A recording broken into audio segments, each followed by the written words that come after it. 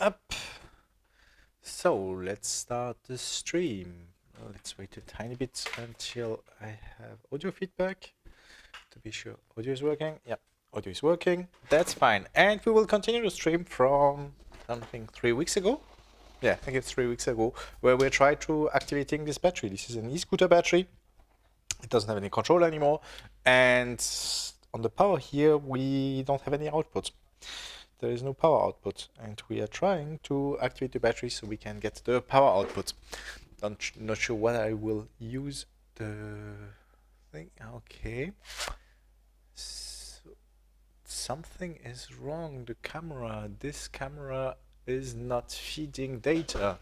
That's starting good already. I like it. Let me restart OBS and be back. That should be streaming. No data. Excellent connection. No. Okay, we are back, and the issue was that I had too many devices on this USB bus, and there was not enough bandwidth. So the one USB hub is not capable of having too many devices, probably because I added the multimeter, and now there are too many devices and not enough bandwidth. Yeah, that's a bit of a shame. I must probably move the. Yeah, I'll probably move the switch with the USB hub with the devices. Yeah, let's see it. But now we have USB. So, and we have camera on both sides. This is where we continued. So the problem I had is that, yeah, we want to try to reactivate the battery, to activate the battery. For that, CAD messages, and I found on a forum where we could send CAD messages. And I did my homework and even my due diligence, and we can now figure out what was happening and what was the issue. The first one we had was flashing this device.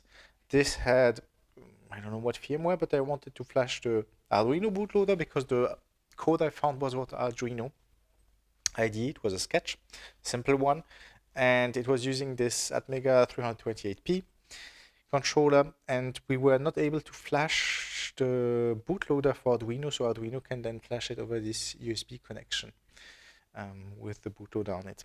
I found the reason why. Let me show you. Not enough bandwidth, USB to serial. Okay. So there's still not enough bandwidth. Yes, lib error clear. Okay. How come there's not enough bandwidth? We don't see the multimeter now. I want to finish. Make sure we see the multimeter. Claimed interface not found. Okay.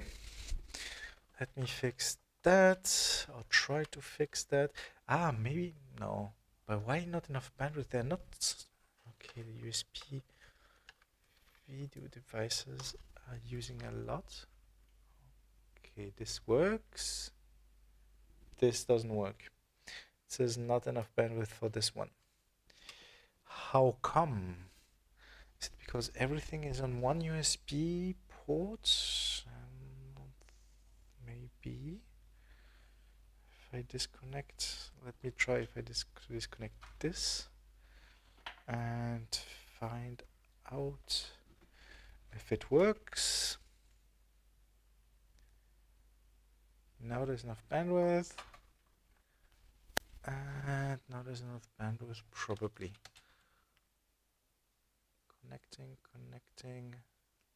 USB not found. Okay, so now there's still not enough bandwidth. No, there isn't enough there is enough bandwidth now. Okay, there's not enough bandwidth for this one. What if I plug it here? Is it just because of the USB? Okay, so I shouldn't cascade so many USB hubs. I should put everything here. Up. And device address accepting. Let's see if this works now. USB is so hard. Okay, this works. And the multimeter works. So I will show you what happened. Up. me switch to the screen, full screen. This is the Arduino sketch we found for this device. For this, actually not for just the battery, for the whole e-scooter. And when you are trying to tool spin the bootloader, it failed. Actually, I can still try it. Yeah. See, it says a warning, and then it's failed also writing the fuses. And because it fails flashing the fuses, it just fails. It will not start. It will not flash the bootloader. Now, these fuses, the device says it's FF, and it expects 3F. And these are the lock bits. And this is because if you look at the data sheet, this data sheet, the lock bits, these are the lock bits, and when they are unprogrammed, they should be 1. So the two first most significant bits are programmed 1 because they have no other meaning. And if you look at Arduino, if you put the two first bits to 1, we get FF. So actually the 3F it expects should be an FF, so there's no warning in there. And the same, the bit lock afterwards, if you see 0F because it locks the bootloader, it goes back to CF because the two first bits are set, and this is why we get the warning. So instead of using this Arduino IDE, which doesn't do it completely correctly, what I did is find out what the Arduino IDE wants to do. This is in this folder in board.txt, avr board.txt. Here you see if you want to flash the Due Similar. I think that's one I have. Not completely, but almost. It's very similar. Here, I have this one. Due Milanove. You see the fuse bit it wants to set, and you see where the bootloader is. What I did is just use AVR Duo directly, erase everything, unset the fuse, unset the lock bits. So read the lock bits to be sure, unset the lock bits. Here it will also trigger a warning, but that's fine. Then we set the fuses, which are defined here. With low fuses, then we have high fuses, extended fuses. Afterwards, I flash the bootloader, which is provided here. This is the file. And in the end, I lock it as it says here. Put the lock bits. And again, it will be CF and not 0F. And with that, I was able to flash the bootloader. And this allows me to use the Arduino IDE then to actually flash my code, and it should work. Is it still USB 2? Let me unplug and replug it and see if it's TTY USB 2. So I unplugged it and it said TTY USB 2. And now if I flash it, yeah, uploading and done uploading, and it works. So now we can use the Arduino roots. That's the first thing I did compared to last week. Also check. So this is the most important. The other bits are set fine. Next thing I did. Why it didn't work. We were looking at the oscilloscope. Let me switch on the oscilloscope again. And we were not seeing the CAN packets sent.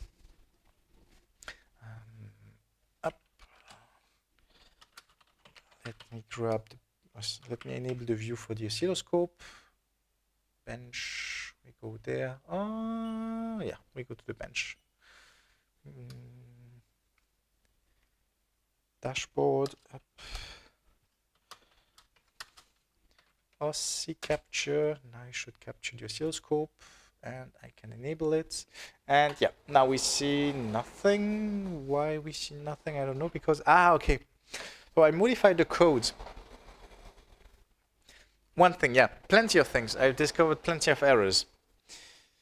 First, I was wondering what this jumper was. Let me zoom a tiny bit more. What this jumper was. Actually, on the CAN bus, this is really a line, and then all the devices tap on this line.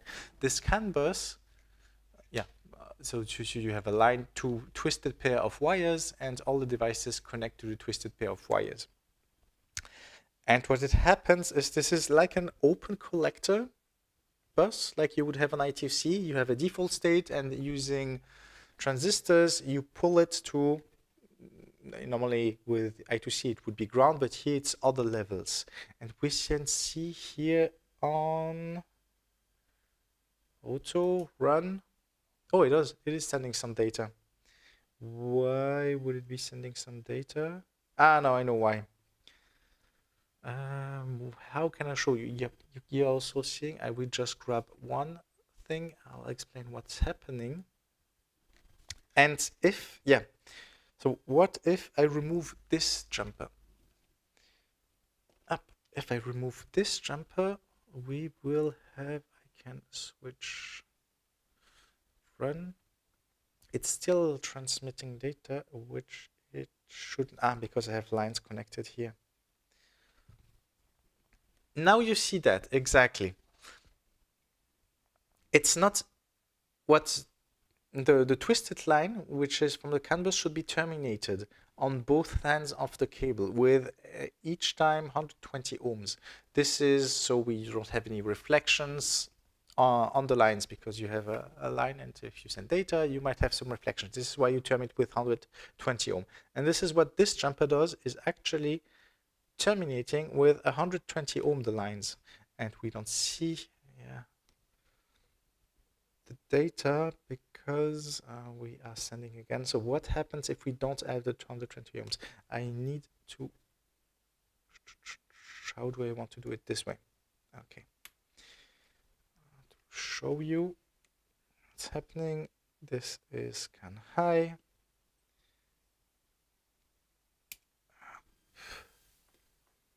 This is CAN low, and it seems the camera is blocked again, and you don't see the main camera, and I don't know why. Why did it have an issue? Again, not enough bandwidth? No, it's not enough bandwidth. I have to restart OBS again. I hate USB. Let's restart OBS and then continue. I'll be back in a couple of seconds. Streaming. I don't know why. Just restarting OBS fixed it. I didn't change anything. Yeah, but it works. So I've connected here. Now if we look, we should be actually looking at the data. Why isn't it showing data? Run stop. Oh, I have no idea what happened, but the oscilloscope is dead. It's not reacting anymore. Switch off. Yeah, it's not reacting to button pushes. We switch off and switch on again. This is weird. I didn't see it happen until now. So, and does it switch on? Hello, oscilloscope. Okay, it switches on. Else I can still unplug and replug it. This seems to work. I've never had the oscilloscope freeze. So now we have to wait until the oscilloscope is up, then I can connect to it. Okay, the oscilloscope is up.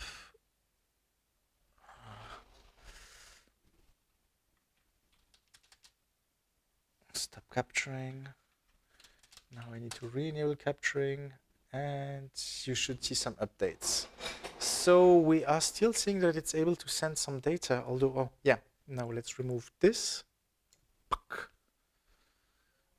And it is still sending some data. I wanted to show you what happens if you don't have the terminal resistors, but here it's sending some data. So what this does is that it pulls the two. Let's put this under reset. Okay, I know what we will do.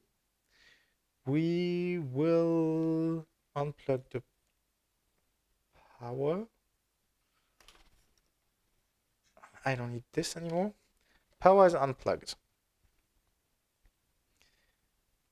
Now we will keep the reset activated, and when I plug in this device, which is the MCP,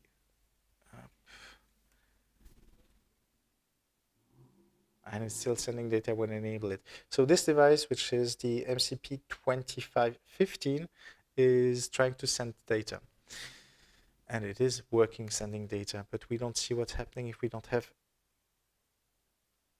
the pull down, the terminating resistor. Although we see, oh, we can see it. You see the levels are a lot higher, it's a lot spikier. Let me just grab one message, and you should be able to trigger. Wait, why are you not triggering? There should be some data, we saw it just before. Ah, I'm triggering on channel 1, and channel 1 is higher. So now it's triggering mode single.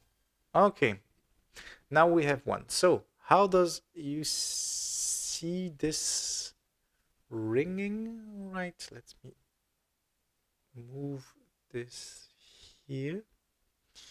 So we have in the middle. So how does CAN works? By default, it's at 2.5 volts. You see the channels 1 and 2 are on the lower level. And what's in the middle of the screen is 2.5 volts because we have 1 volt per division. So per default, it's 2.5 volts. And actually, the terminating resistor tries always, because it shorts CAN high and CAN low, it always shorts it to the same level while it shorts them, and it shorts them to 2.5 volts. This is the minimal state. And afterwards, the CAN high is switched, is pulled to higher voltages, which is 5 volts, and the CAN low to 1.5 volts, something like that. And this is the signal you're seeing on the oscilloscope. This is how, let's make a signal. This is how CAN works. By default, it's in recessive state, which is, I don't know, 0, 1. I think it's 1. The recessive state is 1. And this is 2.5 volts, and the differential signal makes that the CAN high goes to 5 volts and the CAN low goes to 1.5 volts. Actually, it's not 5 volts, it's what's the maximum? Yeah, 5 volts. This is, and you see there's a tiny bit of ringing on top of the waves. Now, if we add this terminating resistor, and if we capture a new one, you see there's a lot less ringing. It's not 5 volts anymore, which it doesn't go up to 5 volts. It goes up to 2.2 volts, but that's also fine. Only the difference between the two is important. And there's a lot of less ringing simply because this resistor tries to pull the two lines together. Now, this is only a 120 ohm resistor, and I was missing it last week. You need 2 of them on the end of the lines. This is why on this board, which would be the end of the line, I also have 120 ohm resistor. So these two form 120 ohm. And now we have 2 times 120 ohm. These will be the 2 ends of the CAN lines. Now if you connect to it, we should see the signal. Let me put that here and this here. Connect that.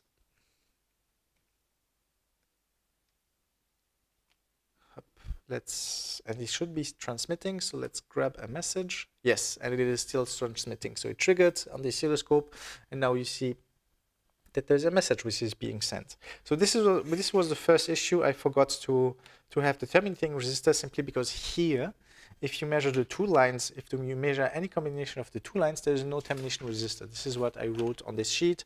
Between black and green, it's open limit, or over limit. Between black and orange, over limit, and between green and orange is a 16 kilo ohm.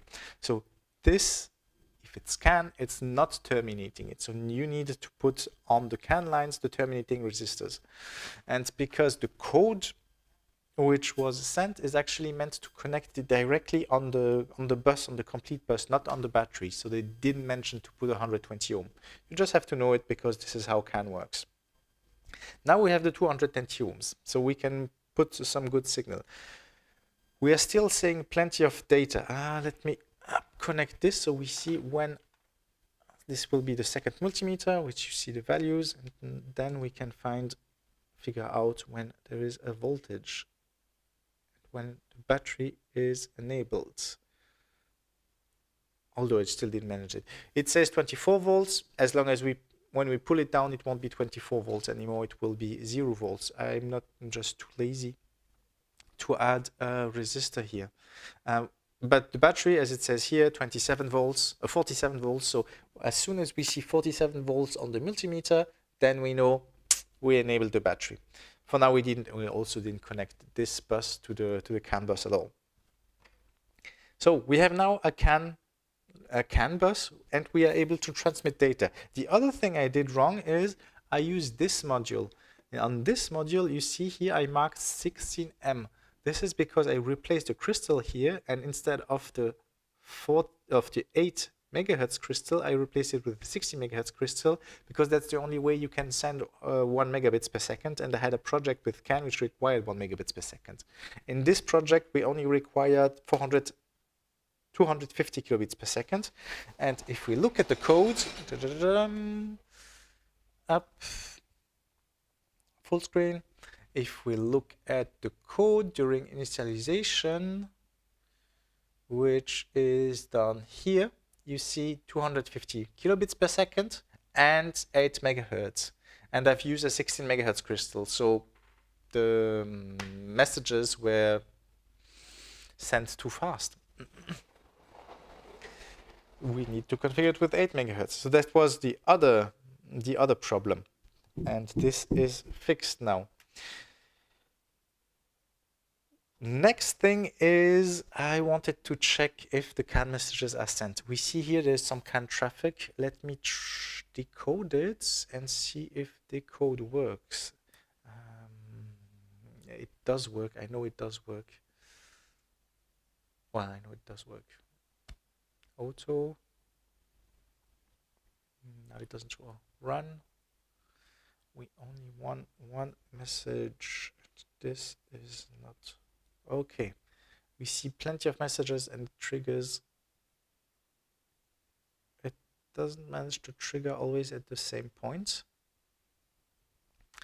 because there are too many messages. So what we can do is modify the code so it. No, we can't actually. How do I want to do it? Yeah. Next thing I did is, let me switch back to the bench. Hup. The next thing I did is I wanted to test if the CAN messages which are sent by the Arduino plus this MCP2515 are working correctly. So I grabbed another project, this one, not a project, I created another project, which is this one. And this here, let's zoom out. This here is an ESP32C3. The C3 is not very popular. It's to replace the ESP8266, but it's very capable. I quite like it. And the ESP32, any of them, have a CAN interface. They call it TWA, Twin Wire Automotive Interface. It's almost CAN. So this is why I use this, because there is some demo code. And why is this getting super warm? I don't know.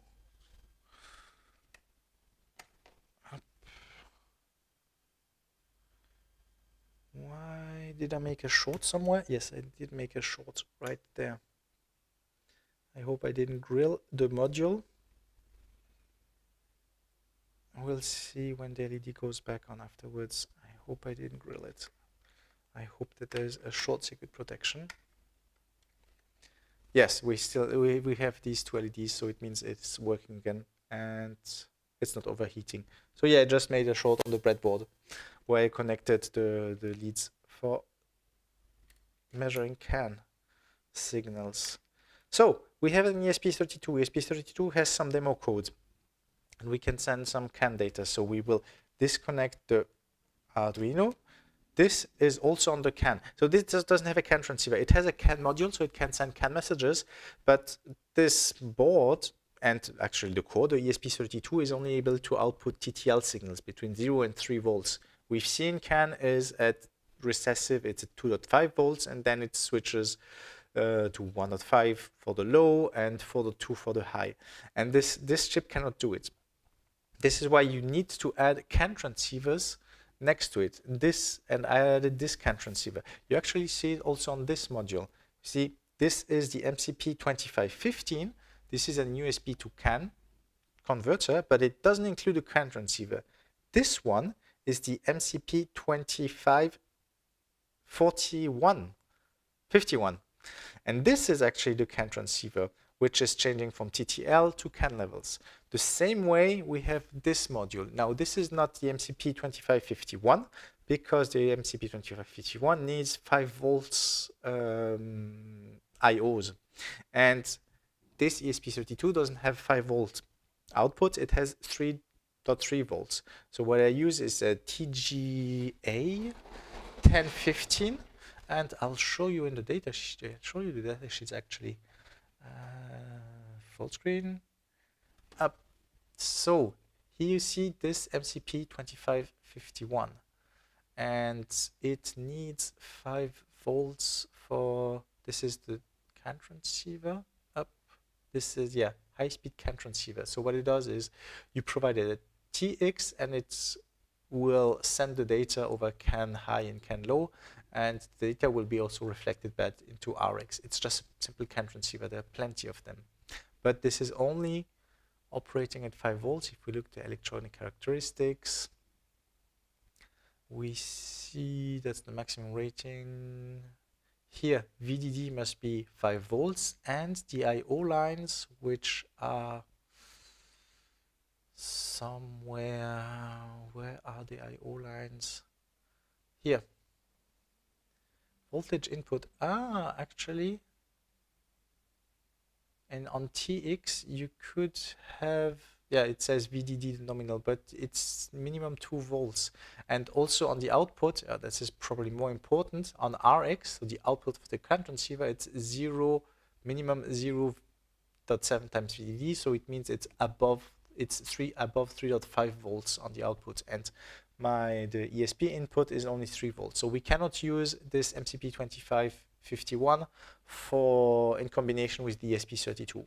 So what I have are these devices. These are the NXP TGA 1051. These are also high-speed CAN transceiver, and they work the same way. They have also the same pin out, which is here. You see again TX, RX, CAN high, CAN low. But I have this version. So there are plenty, you see the pinout on the different versions. There are 4 different versions. I have this version, which is the /3. And the /3 has here a VIO. This allows to set the voltage of RX and TX. So this chip is still powered with 5 volts, but on the IO line, you put 3.3 volts, and this means that these lines will be 3.3 volts. Is this described somewhere? Yeah, here. Direct connection microcontroller supplies down to 3 volts. So I used this in conjunction with the ESP32 to create a project. Now let's flash the project and let's try it out. So Arduino, we don't care anymore. We've finished it. LS, CD, ESP. I have plenty of firmware, so you didn't see me for a bit of time, but I did work on it. It's just code. I don't show code on stream. I find it boring. And we are trying the self-test. Let's load the IDF and ACM0. ACM0, it should be flash and monitor. Okay. And I removed it. Okay.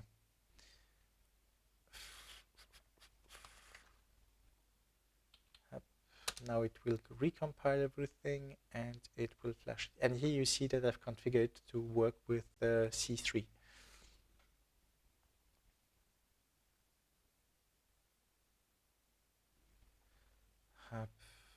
It's flashing a whole lot of things, but it's ESP, it's always huge. It shouldn't take too long.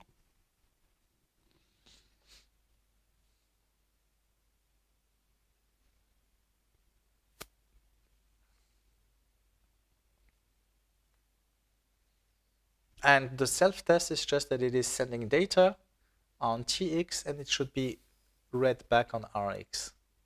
And you can actually, while you are sending data, this is one of the properties from CAN, is when you are sending data on CAI high, CAN low, you can also read what's the actual state. And this is used for arbitration and detecting collisions. And here we have the code which finished. Now let's try to capture it. So we have disconnected, and if I press on reset, we should be able to capture it. So let's switch the mode.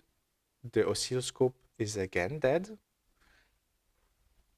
Why would the oscilloscope die all the time? What's happening with this oscilloscope? That's weird. Switch off, switch on. Let's go back to the bench. Up. Let's wait until the oscilloscope is on. We will put, no, I can leave it this way.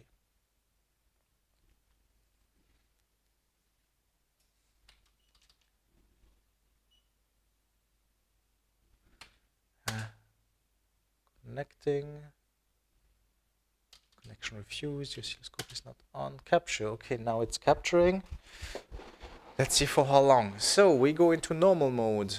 In normal mode, it waits for a trigger. And if we press the reset button, which is here, it should send some data and it triggers all the time. Perfect. And we see here the trigger. And this is a CAN message. I don't know why the high is so high while the low is lower, but the CAN message should be here and we should be able to decode it. Utility, CAN, not channel 2, we will decode on channel 1, CAN high, that's fine. Up, sample points, 50% should be fine. Hex event table. FD stands for flexible data rate. We don't use it. This is the CAN result. Threshold.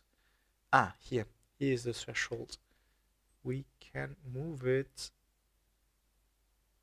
right there. Now let's try to capture again. We should be able to decode it. Yes, we are. So we can see that we can send CAN messages, and I've set the code. I'll show the code. Yeah, let's show the code, and then we can see what's really happening. Some projects. Okay. ESP. CD self-test, and this is example code. I did modify a tiny bit to be at 220 kilobits per second, but else I did modify it. Vim main and tway up. Let's increase the font and screen. So that's the code, and what we see is this message ID. This message in CAN, you send packets, datas, frames, messages. You actually send messages, and every message starts with a message ID. I can now show the oscilloscope here. No, we'll see afterwards. So the message ID, just remember, it will be 555.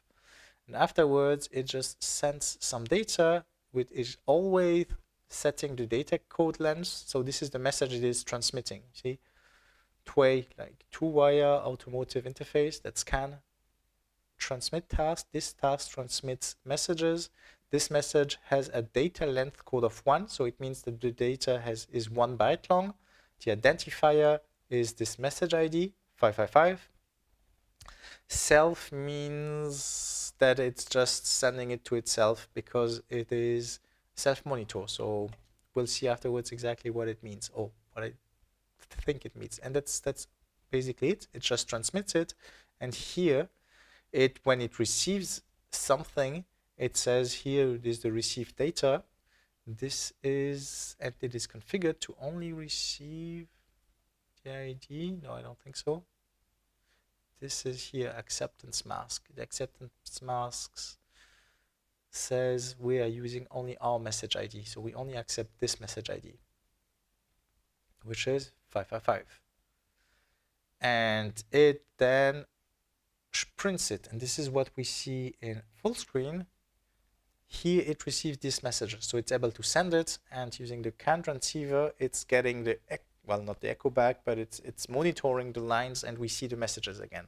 And if we look at the data itself on the oscilloscope, let's go to the bench, up. On the oscilloscope, you see on the beginning the ID is 555. Then we have the data DLC, which is the data length code, how many bytes there are. This is in yellow, orange. Then in green, we have the data bytes. We have only 1 byte, which is 4C, and 4C corresponds to one of these data values. Don't remember. And with these measures, you have then two things. You have two things which follow. The CRC, which is cycle redundant checksum. It's just there to figure out if the message is correct or not. This is correct, else it will probably indicate an error. And in the end, we have a red dot, which is actually the ECK bytes. So what happens is that this device is sending a CAN message, and normally someone else should be able to should be receiving it. And at this red dot on the oscilloscope, there should be the ECK signal from the receiver. And currently we see that it is 1. 1 is the dominant state when it is in the middle. Let's move here. Yeah, you see it's a 1. It should be a 0 if someone received the message. Now we are able to test the CAN bus, and the CAN bus is decoded by the oscilloscope, and we know that the ESP32 is able to send CAN data, and it works. So we have a kind of a working setup. What I did next is actually reflash. So let's flash the code again. Up. You should be able to quit here. Now we have other. This is the listen only. Listen only. Up. And let's just flash it. Flash monitor, and this is damn it, I have to compile it again. You don't see what I'm doing. Full screen. Let me actually not put full screen, but let's put it in screen, and let's have it here. Full clean. This is another code. This is now in TWA message listen only, and what this does is it listens to messages and just displays it. And let's flash this code. So this is not the code which is testing the bus, but this is the code which is receiving data. I can also open TWA, and it is network listen.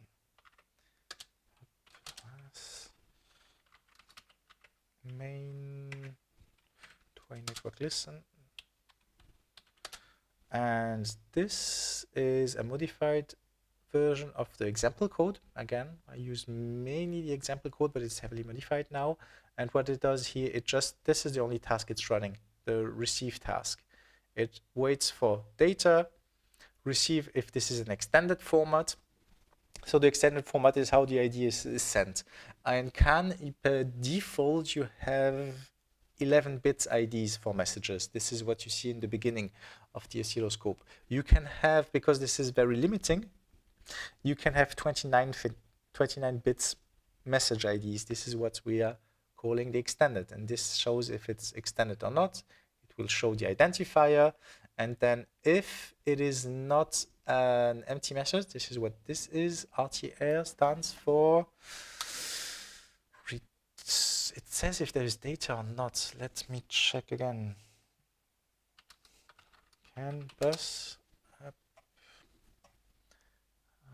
full screen, and we see the Wikipedia article. We don't care about that. And somewhere here's the message format. Ah, here's the message format. And you see here remote transmission requests. Must be dominant for data frames. Exactly. So if you have, if it is set, if it is not set, if it is 0, we have data frames, meaning we have data here, and the data length code will tell how many data. This is the yellow part. And then I just show the data bytes. Now it is running, it's been flashed, it's running. This is what we see. Transmission, screen. This is what we see on the bottom here. And if I now plug in the Arduino up, we should be seeing the data, but we are not. I don't know why. Why isn't it displaying the data? And the oscilloscope hangs again.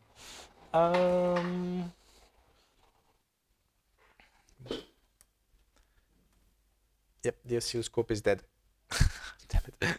What's this oscilloscope? Oh, come on. When decoding CAN messages, it's dying.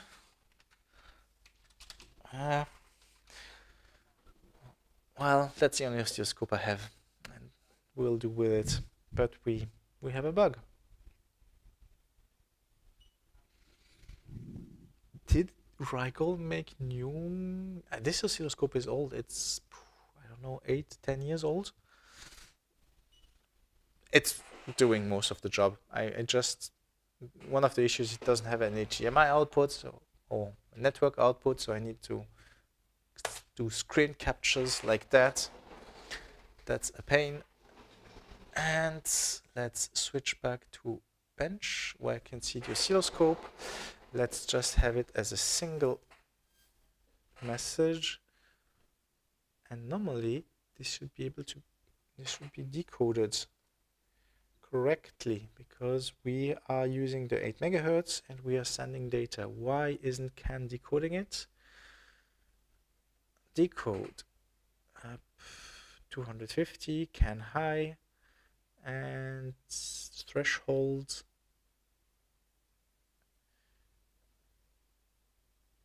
Here we have to set threshold right there.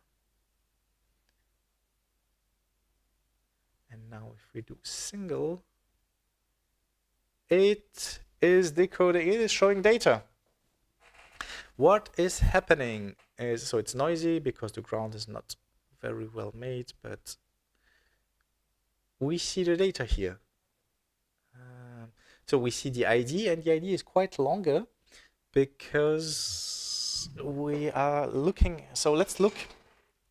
What we see here, we see the ID, we see the data length, 8 bytes, then we have 8 bytes, the TRC checksum, and then we have the ACK, which is not present. So the red byte at the end is actually the ACK, or I think it is. This is, if we see full screen here, at the complete, almost at the end of the frame, after the end of the frame, here there should be an ACK, and this should be ACKed by the one who receives the message. And now we are coming to the point why we have issues, because this Arduino code is sending this data. This is what we see here. The ID we saw on the oscilloscope. Let me switch the oscilloscope here. You see this ID? Well, it's a bit small, but the ID which is displayed on the oscilloscope is actually the same ID as here. But why aren't we seeing it on the listener. And why is my listener dead?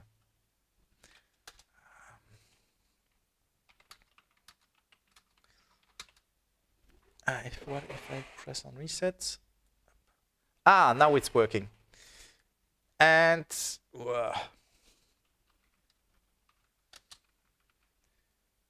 also.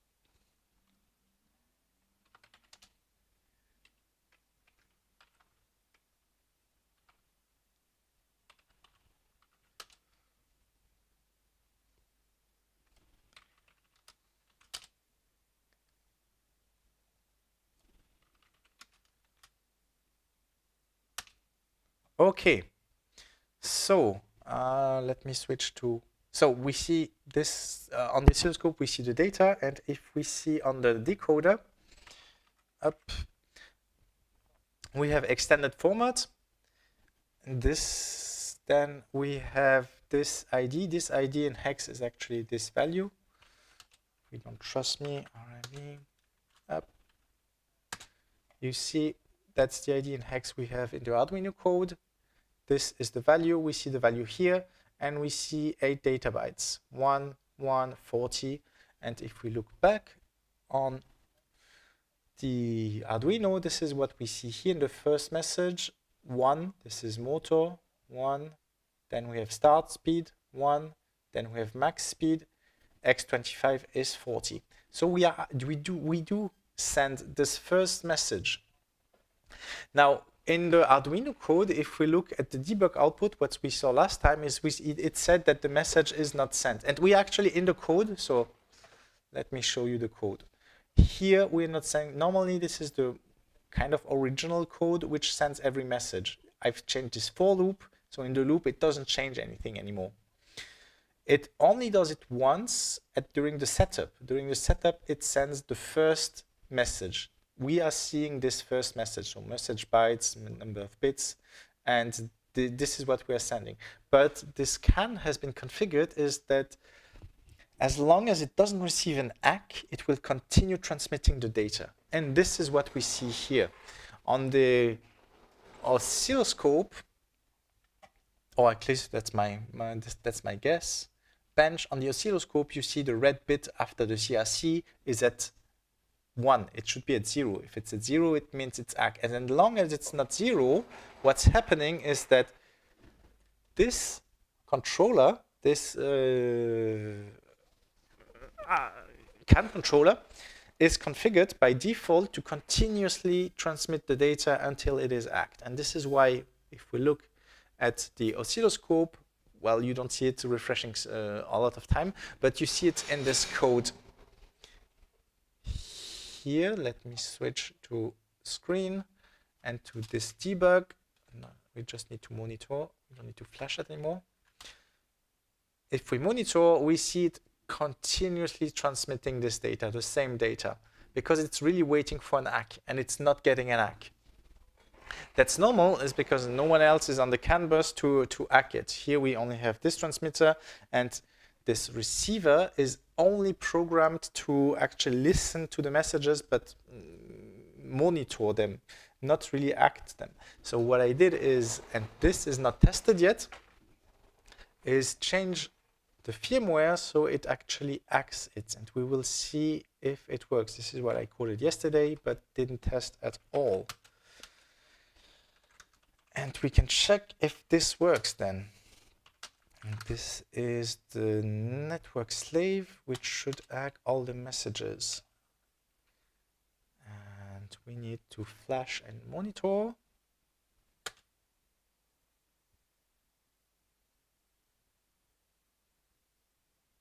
Oh, this is not flashing. This was just monitoring. Flash and monitor. So let's see if it works. Slave starting in 3, 2, 1. Okay. And there we see it. The same code. Let me show you the code. It's a really small code, and I modified one of the examples for doing that. It is the network slave. Hub.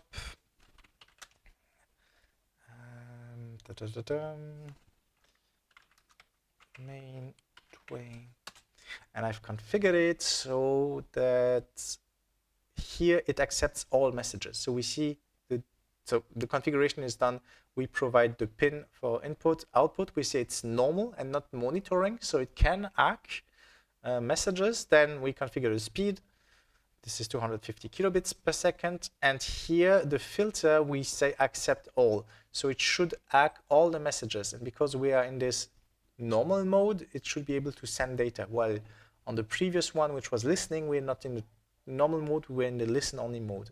And every time we receive a message, which is right here, we transmit the data. And you see that we only received it once. And if we look at the oscilloscope, can't I bench? If we look at the oscilloscope now, we see there's no activity anymore. So let's make the capture normal. And no, so okay, the oscilloscope is dead again. Okay, the oscilloscope has a huge issue with decoding CAN messages and grabbing the frame. If I submit a bug, will they send me a new one or fixed firmware? No, I don't think so. But we don't need it along. Now I'll show you a last time just to see how it looks like on the CAN bus, but afterwards it should be fine. So up, connecting to it. And we are displaying it, and you are seeing some data.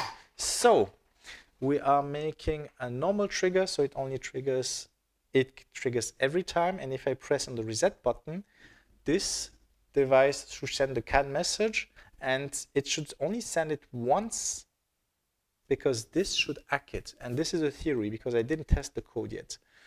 And if we press it, yeah, that's what we see.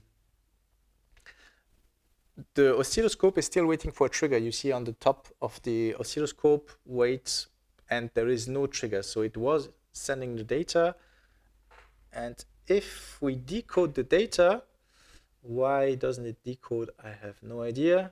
Threshold, again, the threshold is not right. No, the threshold is right. So why aren't you decoding the message? But what we see in the end is that this pulse, this high pulse, and this is the ACK. As far as I know, why can't you decode? Maybe it didn't save. Okay, back, up, source 1, can high. No, should be decoding. Let's try to trigger again. It triggered again, but it didn't decode the message. I have no idea why it doesn't decode, why this CAN debugger doesn't decode the message. Ah, now it decodes it. And I don't know why it didn't before. And now you can see we have the same ID, we have the same data bytes, and in the end, instead of red, we have green, which is right up. Okay, I'm not sure what's happened yet. It triggered something else. If we go here, the last bit is the ACK, and it doesn't decode anymore. What's this oscilloscope? It's so bad. This oscilloscope is so bad. But you see, in the end, it only sends the message once. This is simply because it's ACK, and in the end, after the CRC, it's not red anymore, it's green.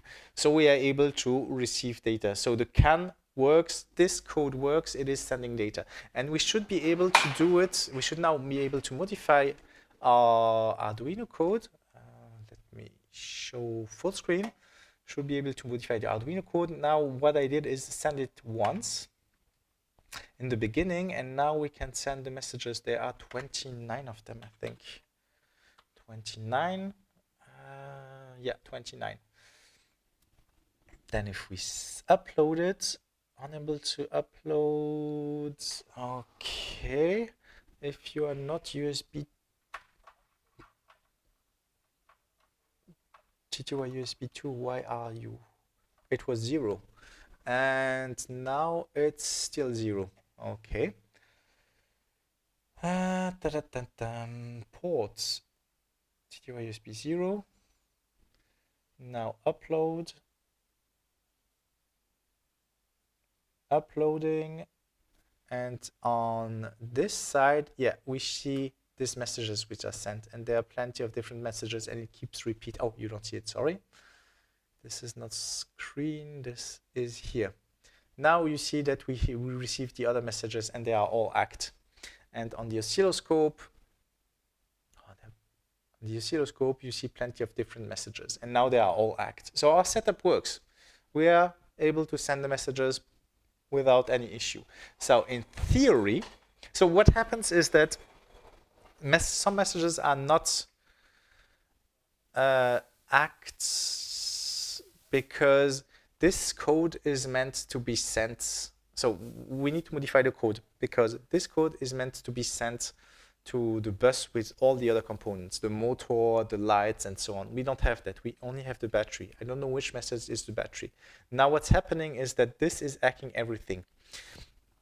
So it can continue going through the message, but we want to modify it, and we want to send the messages even without X, because we want to go through the message, and we don't want this board to send the messages to hack all the messages. We want to, for this battery, to hack the right message. So we connect here, we send the messages, and one of them should be hacked. This is the last piece of code I've made. The screen here. So let's finish this.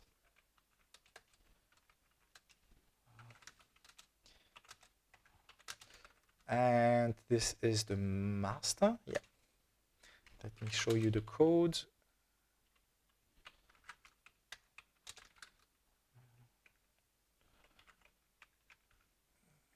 Network master. I didn't want to fiddle around with the Arduino code. I wanted to implement it myself again, because I tested with the ESP32. And in the end, I will not use the Arduino to send the message. I will use, because I only have one Arduino and one MCP25. No, I have two, but one which is 8 megahertz. And I have plenty of these ESP32C3 and the corresponding chips. So up, this is the master, main, tway, up. So that's the code. Again, it's modified from the example code, heavily modified now. And what I did is I've added these messages in the format for the ESP. And what I say here is that this SS means you don't have to hack it. You can continue sending it. And what it should do is send the messages one after the other. And if there is no hack, if there is an hack, it should put a point. If there is no hack, it should put integration mark, exclamation mark. I didn't test the code. I just wrote it yesterday. So let's try it out. Flash monitor. And let's see what it does. So let's unplug the Arduino, because the Arduino will not be sending data because it's always waiting for the things to be hacked. And now we see that it goes through the messages and they are all hacked. This is weird because none of them should be hacked. So I don't know what, maybe tway transmits. Okay, this is something I didn't expect. Let's see on the oscilloscope what the oscilloscope says. The oscilloscope is dead. Again, it hangs. I want to see, because normally there should be no hack. It should be sending the messages, but there should be no hack. I could have another ESP32C3 actually for sending the data, but for monitoring if it's really sending the data, but I think the code is fine. Yeah. And why do we have X? Single. No, okay, there's no ACK. But the code says the transmit is okay. Let's have a look at the ESP-IDF. You see here, after the dot, if the transmit is okay, then it prints a dot, else it puts an exclamation mark. But here it always puts dots, although it's not ACT. So I didn't understand correctly. ESP IDF doc, and let's see what it says. So ESP IDF, let's use the official documentation. We are using the C3. You're not seeing what I'm doing. Full screen. App, we are using the stable. RP references, peripherals, and we are using the TWI. And here sending the messages, blah, blah, blah. Message alerts, bit timing. We are at the correct, should be at the correct bit rate. Here examples, this is configuration, message transmission. Yeah, transmit, and then if there's ASP, okay. So let's have a look at what this says. This function transmission will start immediately, all the messages are in the queue.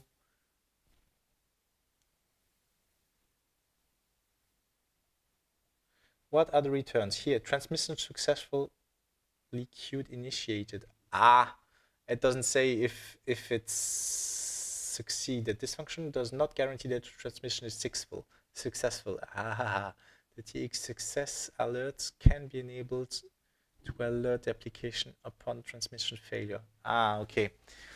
So it's sending the messages with, at least it's sending the messages. We just don't know which one is ACT. But in theory, we are sending the messages all the time, and it should be the same format. So in theory, if these are the right codes, and we are back to the bench, and if this is a CAN bus, we should be able to see an output. So let's put a resistor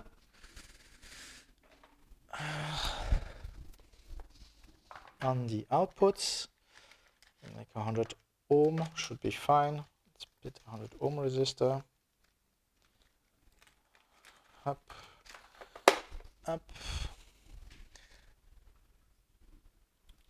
Between the leads, between this lead, we put 100 ohm here. Whoop. So now we're just putting 100 ohm between the plus and minus of the battery. If the crocodiles would be working.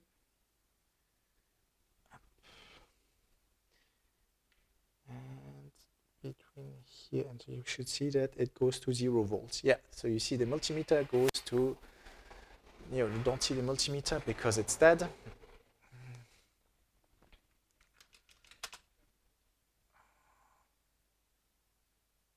Now it's not dead anymore, and you see it's 0 volts. Well, 0.5 volts. And now we can just try the combinations and figure out which combination sends the data, and we need to do it. Where can I tap? I could tap. Let's remove the oscilloscope. We don't need the oscilloscope, although we do need the oscilloscope because I want to figure out which message is the right one. So we will use pin. Do I have somewhere to up? Okay. Here we have also the output. So here we have a pin header output, but here we also have this output, where we can put some pins.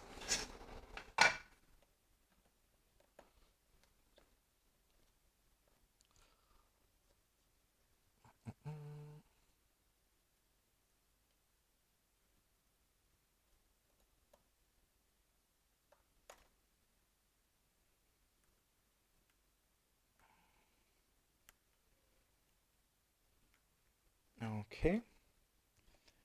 Screw it down. You can see it. Zoom a tiny bit.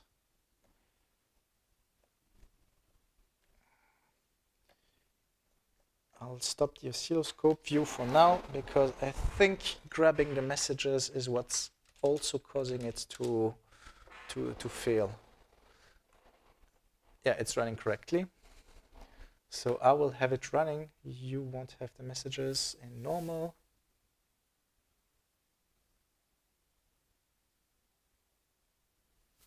Okay. And the decoding works fine. You don't see it, but at least I see it. And now, if I connect one of the configurations, well, we can't use all of them. We should be able to see an output. Okay, so this is not working. Other way around. So it's this not working. Then we have this not working. We still have no output.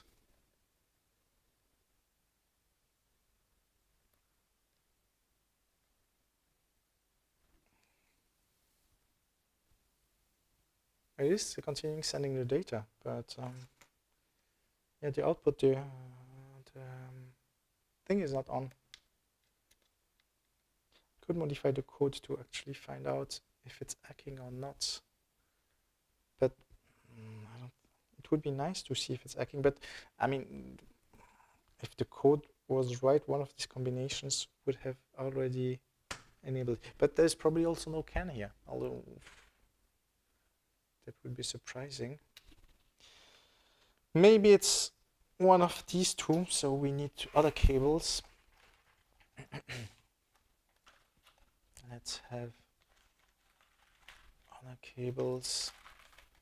Not sure if the colors are correct. Up.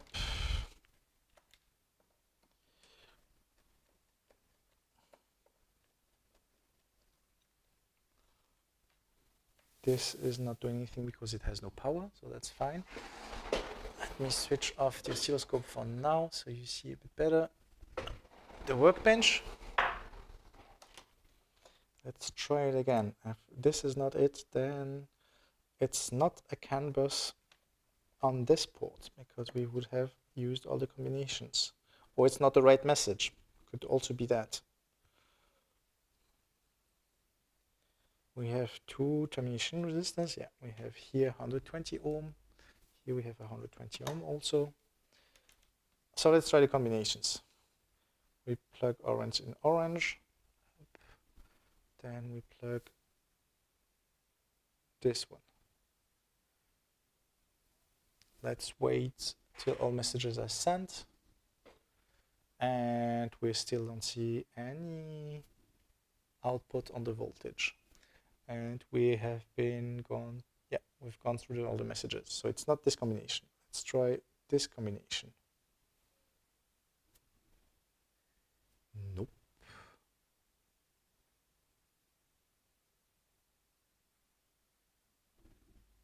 That's not it. We've waited enough time.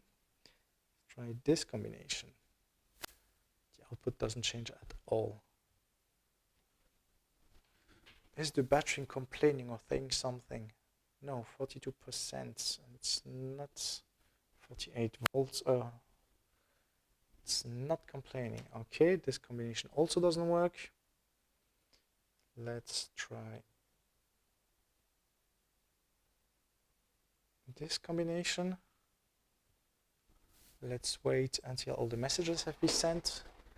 Should take 3 seconds or so. 1, 2, 3. Yeah. No. Last combination. Check.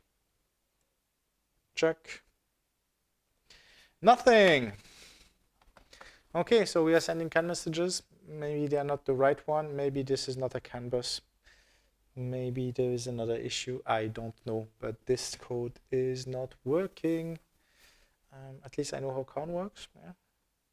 And here, this combination. I think we tried it already. I would have guessed it's between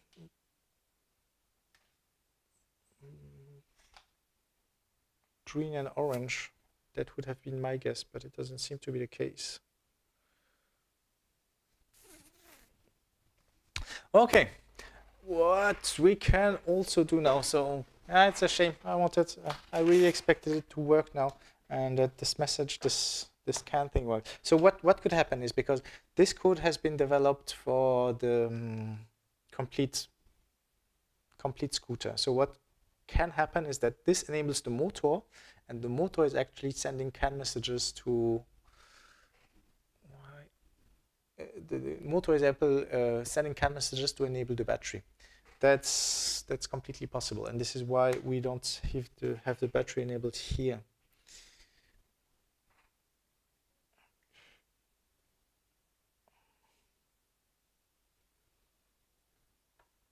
So we need one other frame, and we don't know which frame it is, and this isn't something we can only sniff. Brute forcing makes little sense on 29 bits and with unknown datas.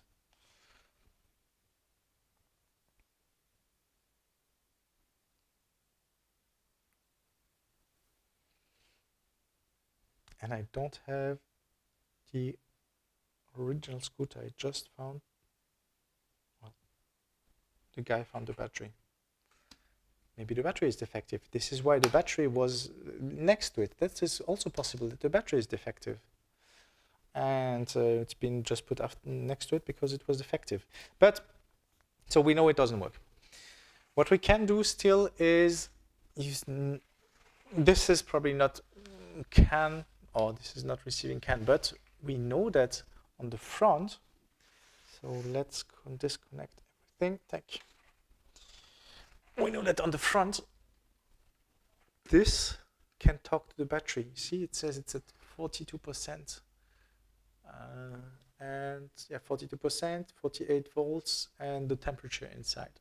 So it means that the module which is here can talk to the battery. I don't know if it can unlock the battery. I don't know if it has CAN. I don't know what it talks. So we will reverse that, and we will have a look at that. That's this step, because the other did not work, although I think I found out how CAN works. So we only have one of these. I already lost the other one. This one is lost, and this one was there. Okay, not too much of an issue. Let me get screwdrivers.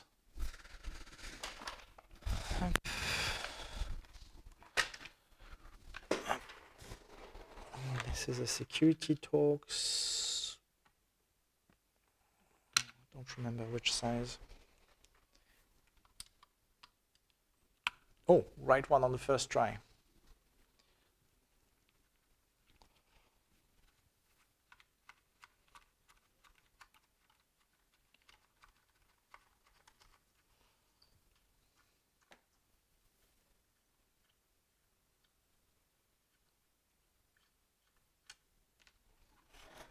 One and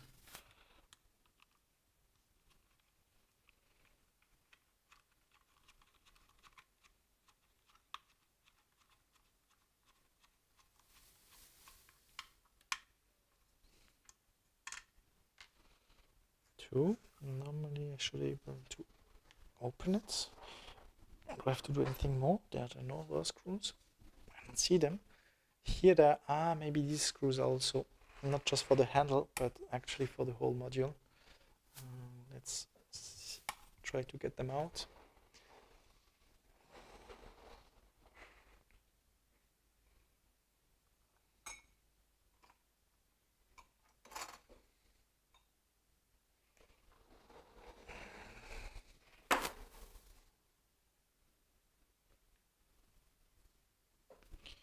Yeah, these are long screws.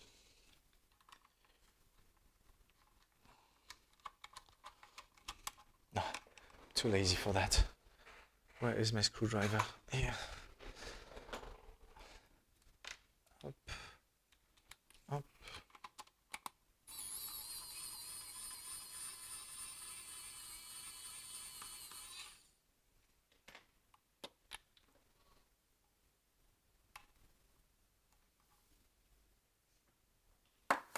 Oh, yeah.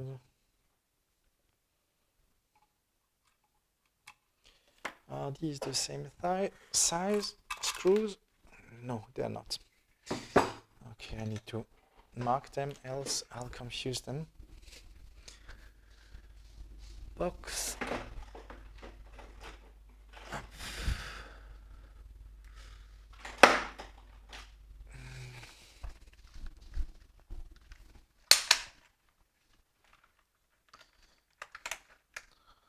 these two go with this one, and this is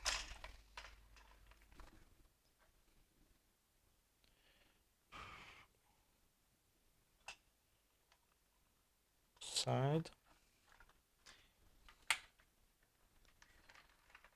This is the top. I hope the other side is the same.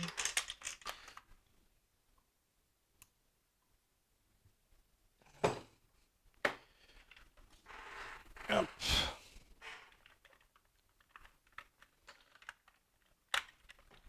Up.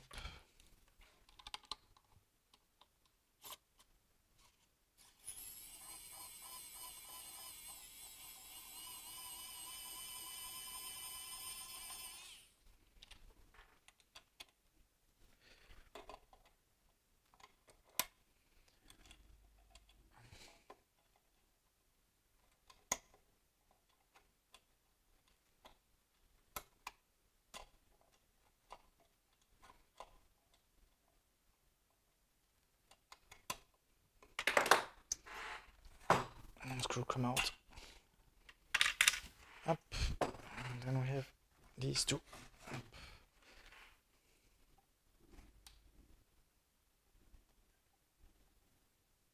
Plenty of rubber.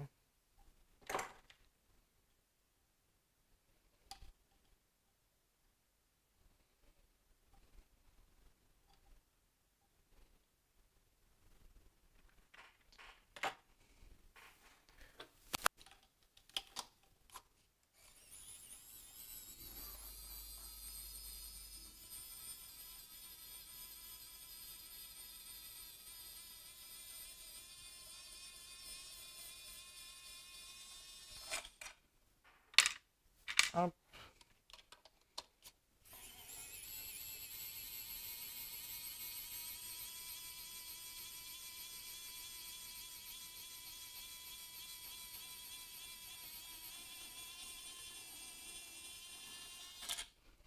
Up. Okay. There's the module. That's marked. This is top, this is bottom.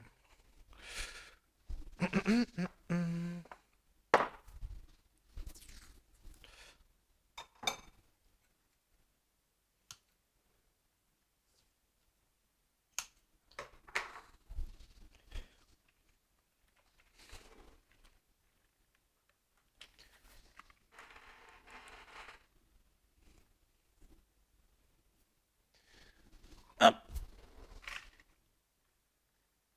Top. Bottom. Okay. So this is the module.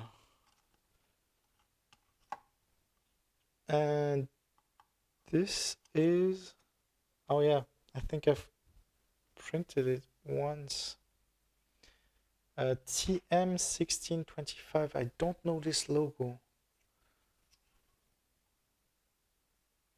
ELM, something like that.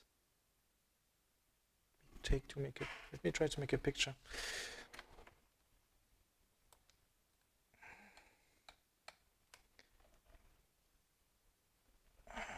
Is this long enough? No, this arm is not long enough. I'll make a picture this way.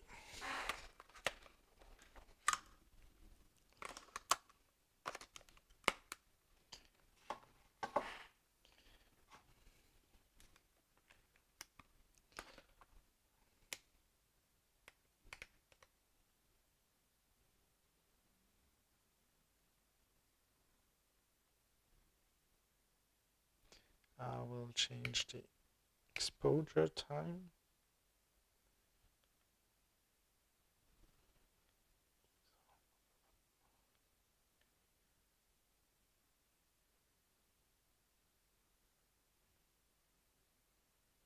Don't I have the macro lens on there? Yeah, I should have.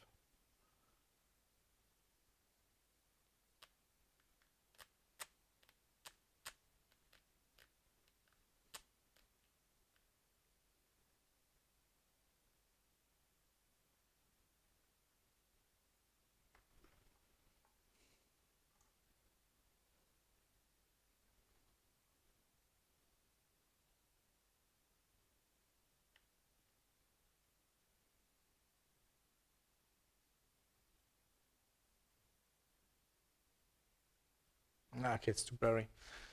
I need a stand. But we something ELM. Let me. I don't have the setup to make the picture right now.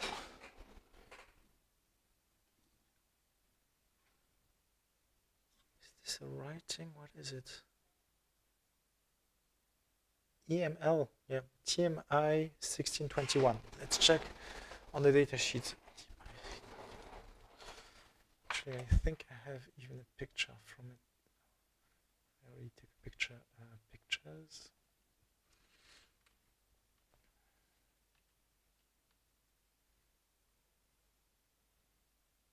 Yes, I did. TML. TMI. It's TMI. Let me show you. Full screen. I already took a picture. And here we see TMI 1621, and this is probably also TMI, this logo. I don't know this microchip, but let's see if it exists. TMI 1621. No, not TVI, TMI. All the way around. TMI 1620. No, that's TM. Not the same thing. It's really TMI. It's not Titan Micro. TMI, no. Someone else already opened this one. Chip database.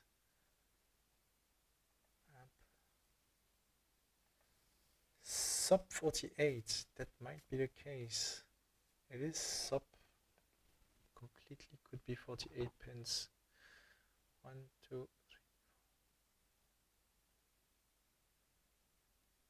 Yeah, it's 48. We don't need this anymore. That's the autopsy. Yeah, somebody burned it. Plenty of energy. That's the autopsy. Black board. This is the board.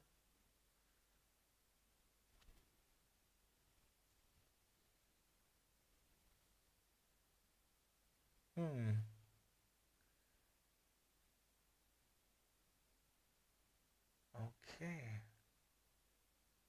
Can high, can low ground. Okay, somebody did some work already.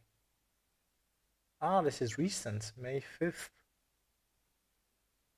How do they, yeah, this is what they guess. But I did some good work. Black thick, black thin, red.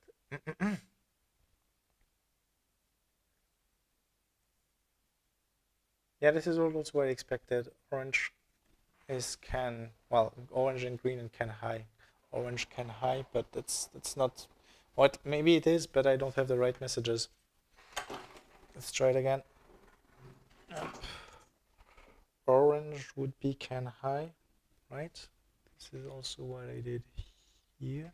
Orange can high, and green would be can low. And if we measure the voltage, we still have only, yeah, 24 volts. It should be 48. So this is not it. So somebody also tried to reverse it, and no one knows what this chip is. Now what I wonder is on this, you're not seeing, let's try to find out a bit more, but I'll save the battery, the diagrams. Save image, they are good. Yeah, download for now. Save image.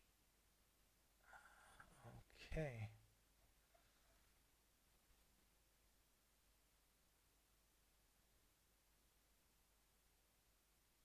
Doesn't look like can. Yeah, it might not be can, but no, I think it, yeah, it probably is can.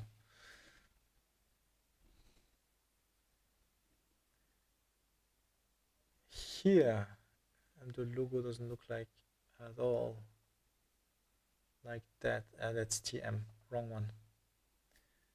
Maybe it's a clone from the TM. I would be sub 40.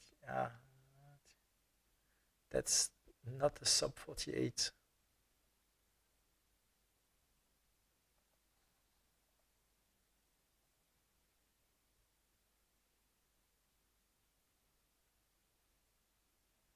There is no result with TMI. Why are you only showing TMI? Not use.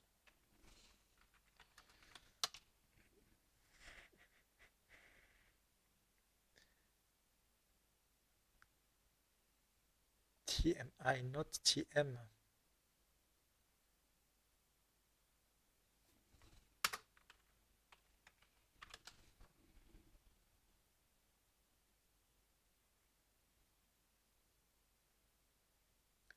Okay, it's probably a replacement for the HT.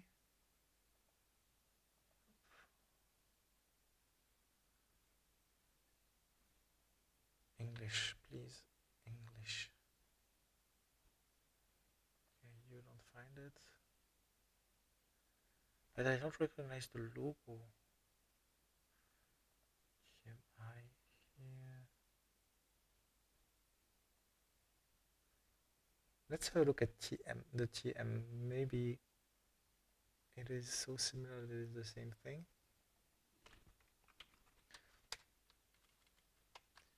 From Titan, what's the datasheet from that? LCD display? No, it's not just LCD display, is it? Do you have the datasheet in English? No. But let's go on Titan's website and see if they do have the datasheet in English.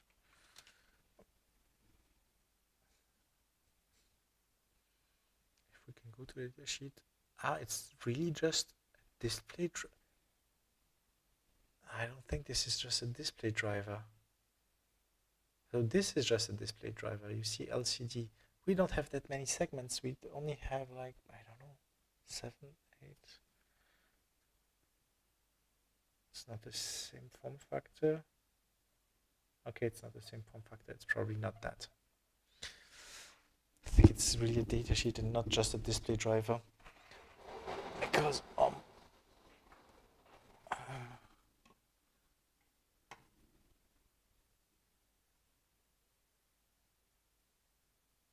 because the display is not that big and this is the only chip.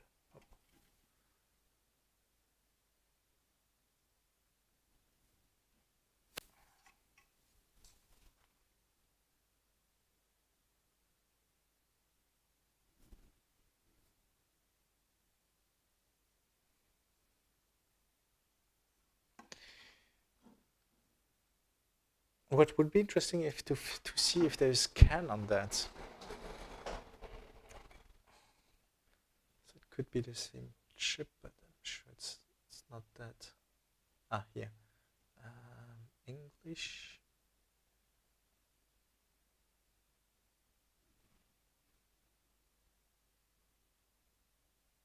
English.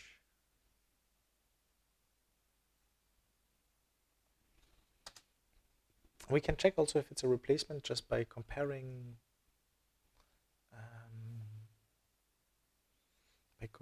grounds and so on. We'll do that.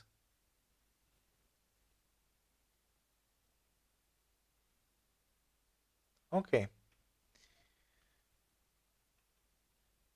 That's the output. So here it says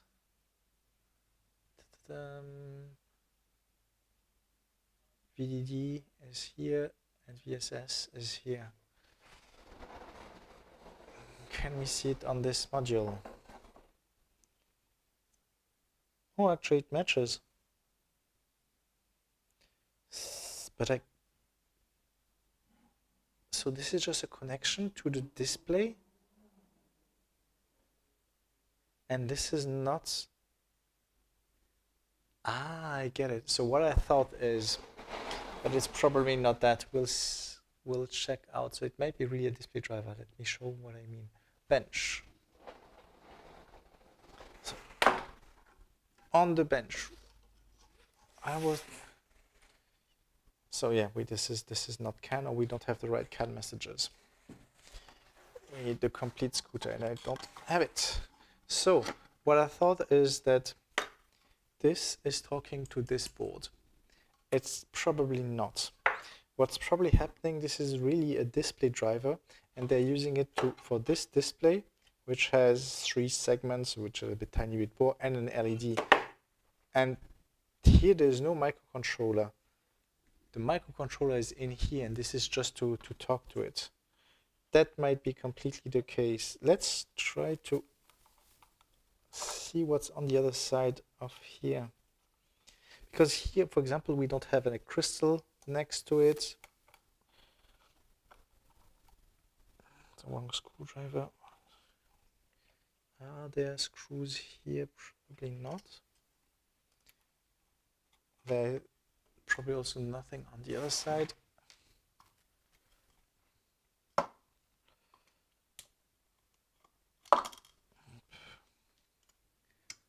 Ah, there are screws. Let me get the right screwdriver. Better.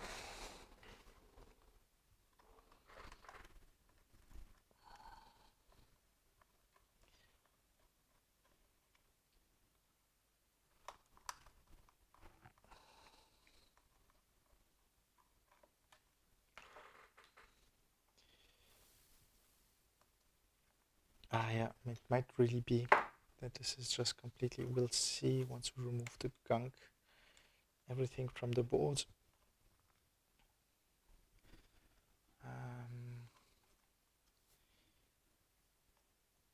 Oh, this is hard gunk. I don't know what this gunk is.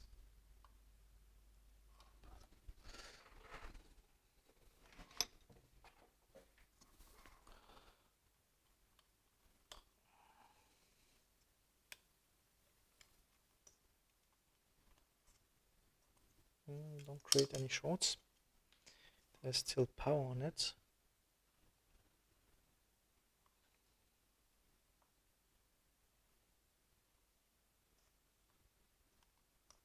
Let's try to get the board out. Up. Okay. So, yeah, there's just an LED, the LCD, and a touch thingy. Nothing more, no microcontroller. I didn't expect it, but now we are sure of it.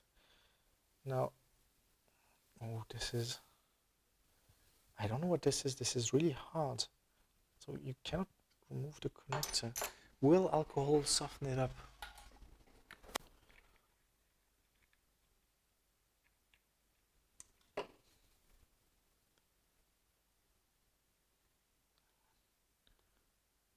This is probably just voltage regulator. No, it's probably not, because no, that's not a voltage regulator. That's the touch sensor. Let me zoom even more. This here, it's not a voltage regulator, although it has a format because it has only one capacitor, but it is located just next to this thing, and this is just a touch controller. It's easier than, it costs less than having it on the microcontroller. So this might really be just a display driver, because we have connections here, and it might not be microcontroller because we have no clocks. We have no crystal or something like that. You don't need to have, but it would be a good indicator. And also there's just one capacitor. But what I want to figure out is here there are things which are written on the connector. And if, for example, yeah, you see RGB.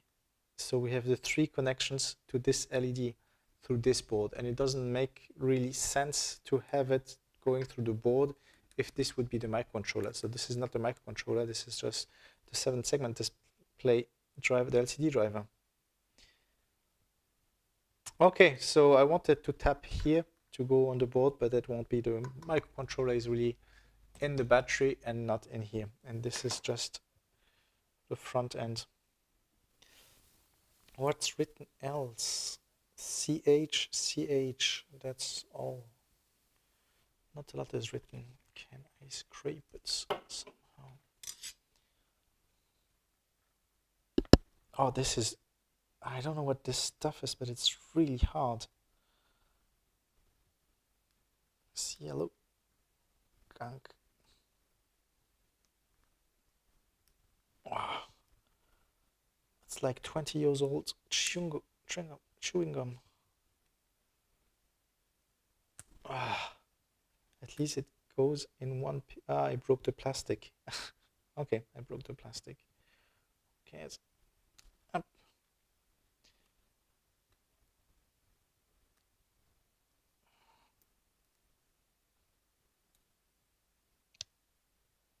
I can still put hot glue if I want to have it back on. Yeah, it is. So this is a clone from the TM1612. It's just a clone. Why do I say that? Because up. Oh, and this is not this plastic is not too important.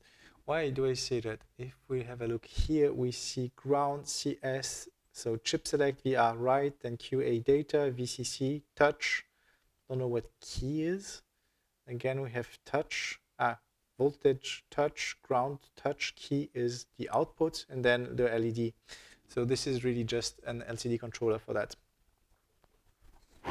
For that thing. So it means that we cannot tap here on the Mac controller to open this thing. But what I still wanted to do is have it open, because this would allow me to have VCC and ground and power, for example, my ESP, because I need to power my ESP and the CAN transceiver to send CAN messages. Up.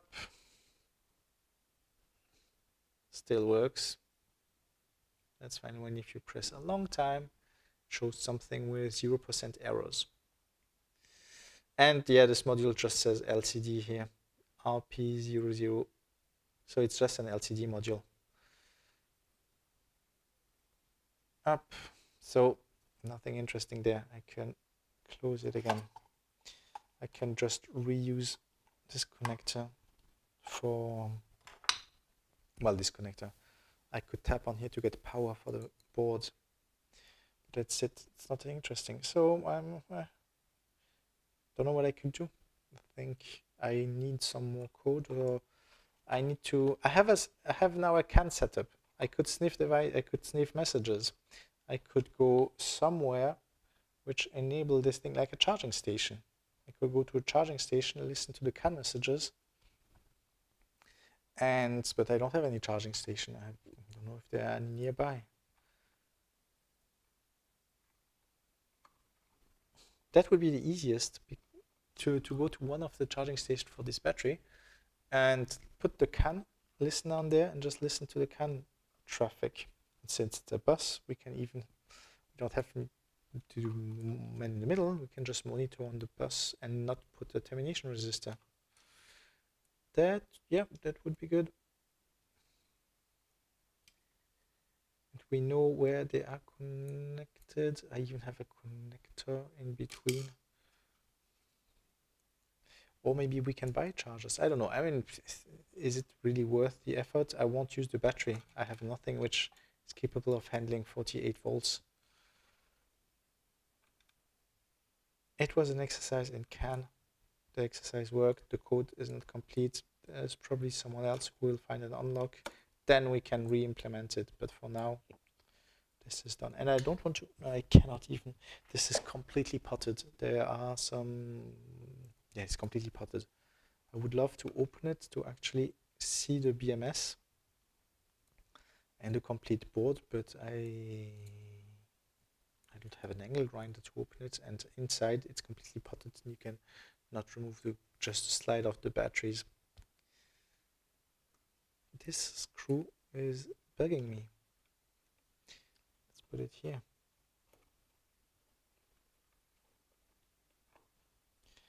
Up.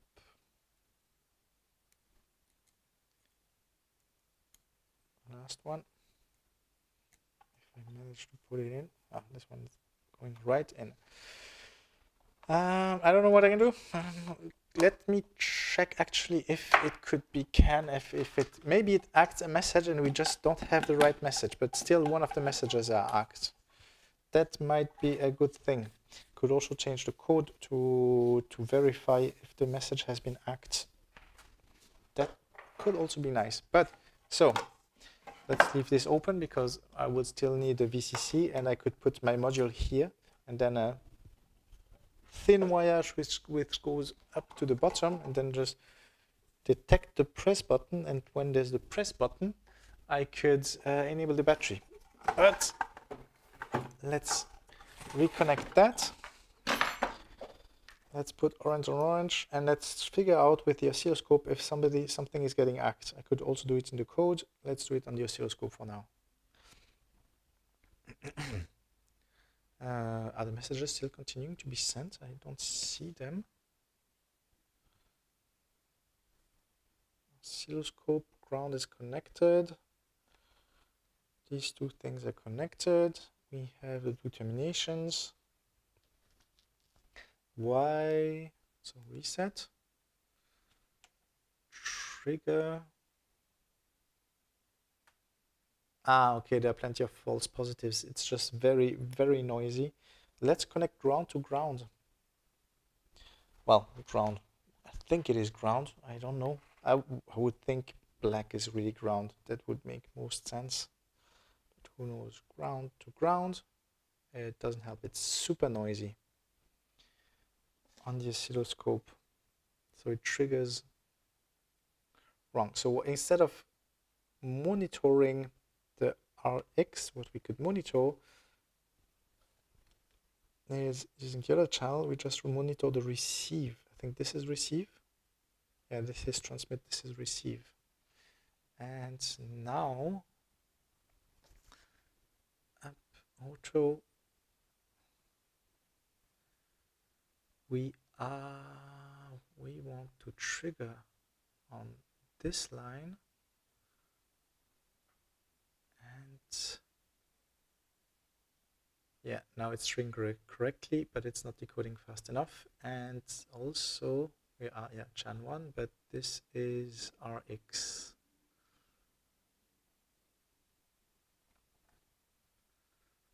So let's record them.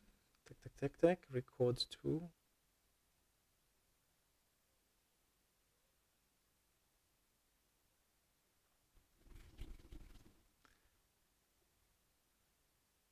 Only records 2 messages. I want you to record all the messages. Let's disable channel 2. You're not seeing what I'm doing. That's because I don't want it to break.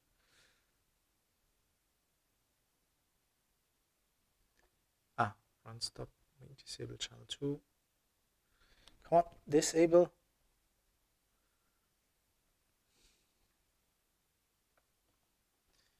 Okay, I cannot disable channel 2 while I recorded it. So now if I record 1, record 2, why can you only I have 20 messages?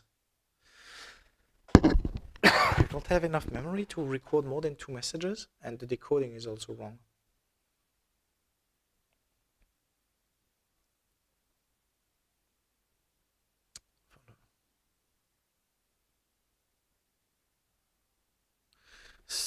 Maybe decode. This is because the offset threshold should be TTL or CMOS. It just moves it. CMOS is good. We can try run single. Now it decodes correctly if we do it in single. And the other camera is dead again. I love USB. Well, this camera, this one is working. The overall camera is dead. I don't see my arm anymore. Okay, so. Oh, it is hacking. Oh, so it is correct. Orange is can high. I see the hack on the message.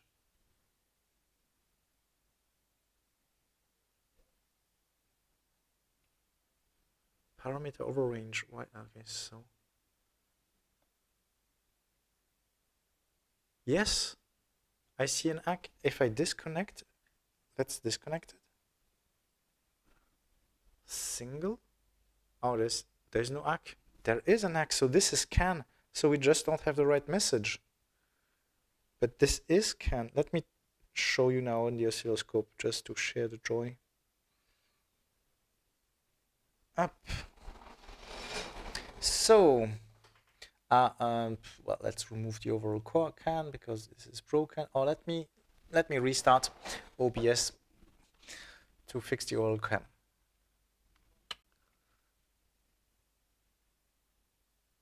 Okay, so OBS is restarted. We have top camera that works perfectly. So enable the oscilloscope. Let me grab the thing. We could actually check which message are acted either manually or in the code. Let's see. So the data is being sent all the time, and you see, so if I disconnect just one, CAN high, for example, I do a single trigger. Since single trigger, it doesn't decode. It decodes correctly, it's slow. But you see on the end, there is a red dot, meaning that it doesn't act. Now, if I put CAN high here, if I press single again, it should trigger on a single thing. Let the decode work, and the decode, you see, it's green. So it is really CAN. It's just that we're not sending the right messages. And it's saying for all the messages. This is where the record function would be nice, but why can't I record plenty of things? Why only 2 records? Acquire, why in the oscilloscope normal sampling methods, memory death, acquisition, okay, we don't care, utility, storage, setup, that's not it. QSO, help, no, acquire, measure, utility, record. Here, frame. We want more than 2 frames. 2? Okay, we cannot do more than 2 frames. Why? Playback, open, analyze. Playback, record, open, analyze. Current frame error. I don't know what the analysis is. Record. And frame 2. Memory, the memory depth is too high. Acquire. Anti-aliasing, it should acquire normally. I acquire normal. Normal. Okay, that's not acquire, it's measure. Settings, no, that's not it. Range history, where do I change that? Here, maybe in this menu. No, that's not it. I don't know why I wouldn't be able to acquire more than that. 2 megas, 46 mega. Okay, what we can do. Stop. Acquire. Normal and memory depth. I want less memory. Where do I change that? Not 48 mega points, because I just acquire it. Where do I change that? Normal? Average? No. Okay, it's in normal. Normal. Where can I change the sampling? Display, channel decode. Where can I change that? If I have to enable it. Memory depth. Let's put it on auto. I used 46 for another project. Let's put it in auto. Okay. Now if I record, I should be able to record plenty of them. Not 2. Okay, I still need to change that. Storage, no. Utility, where was it? Record, and here 3, yes. Let's put 50.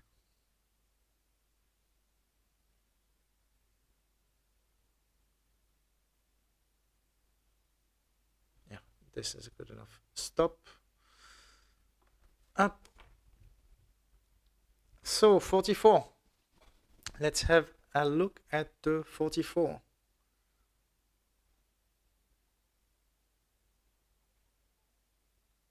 And frame. Okay, now this is menu gone. Now I want to have a look at okay, if you don't trigger on this on the right thing, I don't care of how you record. You should record something useful. Ah, because it's auto. Okay, now normal. Unavailable function. Okay, stop. Normal. Okay, now I need to record. Tac, tac, tac, tac, tac, tac, tac, tac, tac, tac. We see the records. 48. Okay, for 55. Let's enable the decode and let's have a look at all the messages. So let's start with the first one. First is act. Second, there's an act. Third, there's an act. This one is not act. Oh, this one is decoded wrongly though.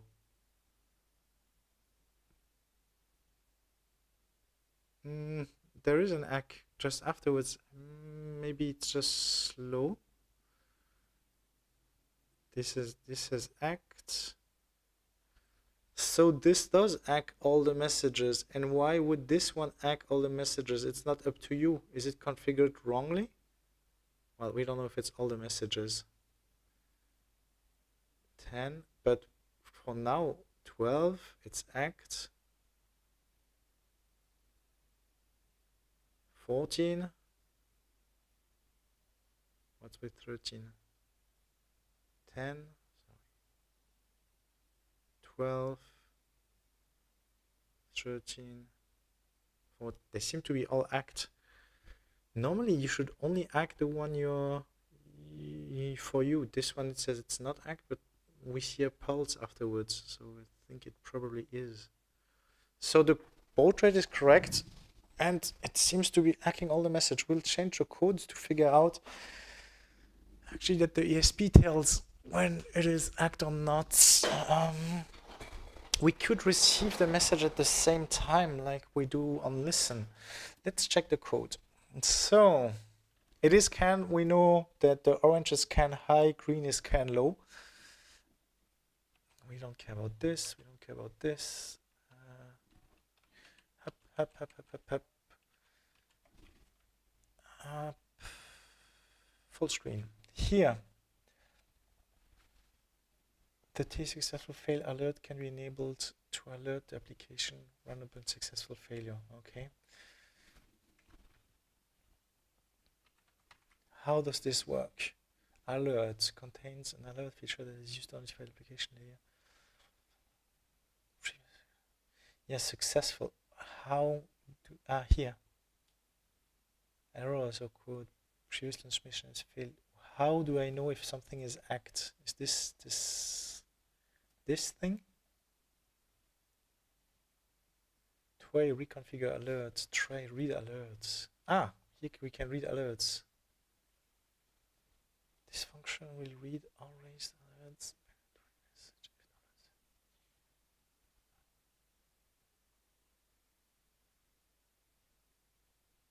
Now there's a timeout. Alerts okay. It gives back the alerts. Alerts okay. Reconfigure. Is there a code example with alerts? IDF. GitHub on ESP IDF examples.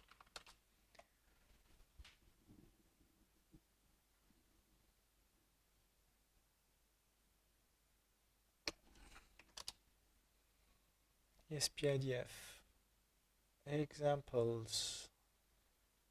Peripherals. Tway alert. Here.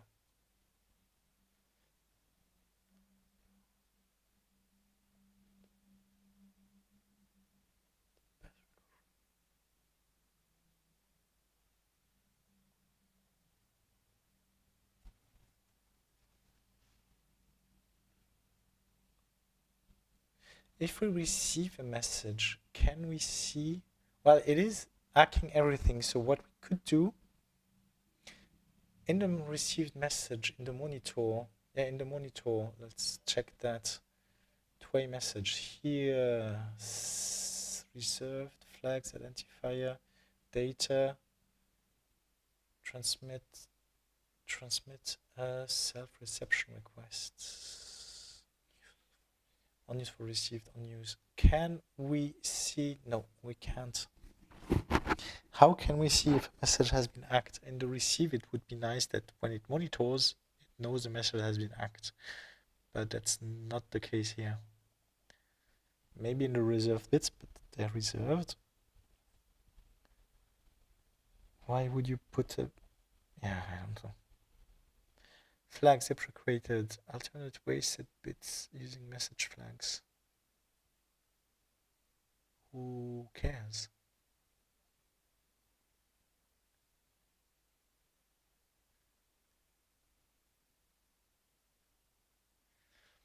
How do you read the flags?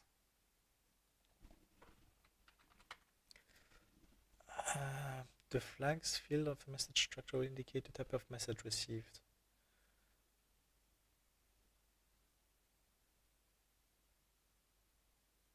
Yes, what are the flags?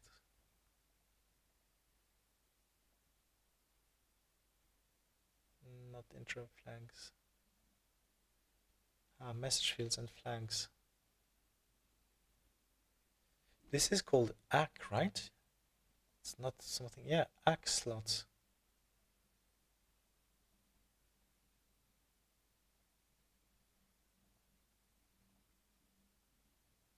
So here, these are the flags. Message is extended, okay. Message is a remote frame.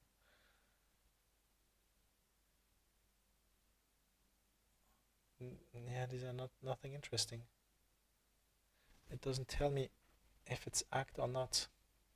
So what does this example do? The example here, built-in flash example output. Trigger TX error on in 3, troubleshooting. Initial driver in no acknowledge mode, so that another is not required. Okay. Create a control task to handle message transmission and a control that handles alerts. Control task at the driver, then reconfigures the alerts to trigger when an error passive on bus is entered.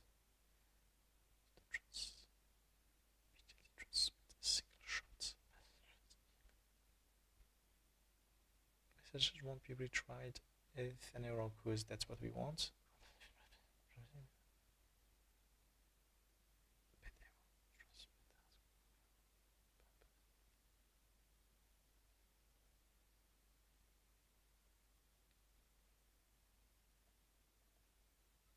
Okay, but does it say, are these alerts, is one of these alert that something is wrong? Read alerts.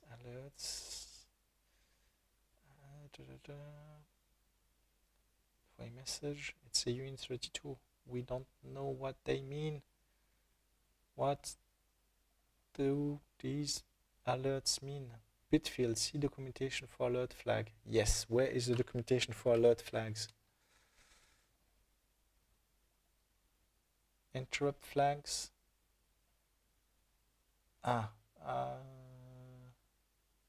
These are not the alert flags.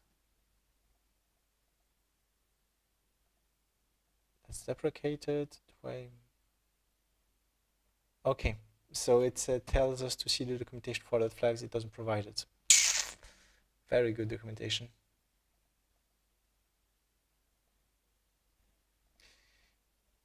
In this code, does it show it?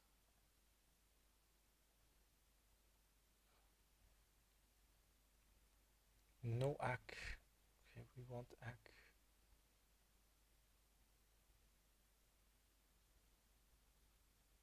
I know it takes, but okay, that's, we don't care. Transmit. Here, this control tasks. Alert, okay, alert. This message is an alert. Do we find it somewhere here? Ah, these are the alert flags. Alerts.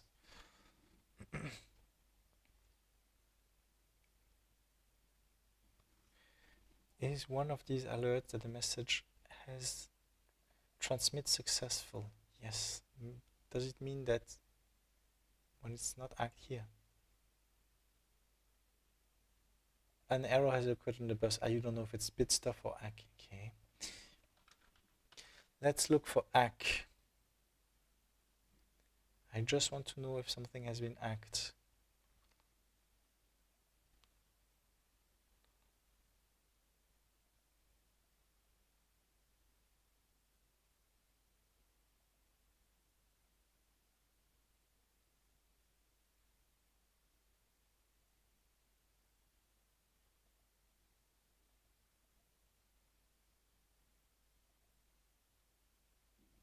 Up. No ACK mode, no acknowledges mode. Ah, okay. There we have it indirectly. If we are in normal mode, then the transmission is successful when it is ACKed. When it is not ACKed, it is not successful. Could be other errors, but at least we know that if not ACKed, it's unsuccessful. So we could really check for the successes. Listen only mode, idle. How does it work? So you read alerts. Who configures the alerts? Driver uninstall. I think the control task, configure alerts, yes. And we can configure which one of the alerts. We have here success alert flags, and we can configure which one we want. Normal message queue for transmission. And RX queue both contact way controller active. Okay.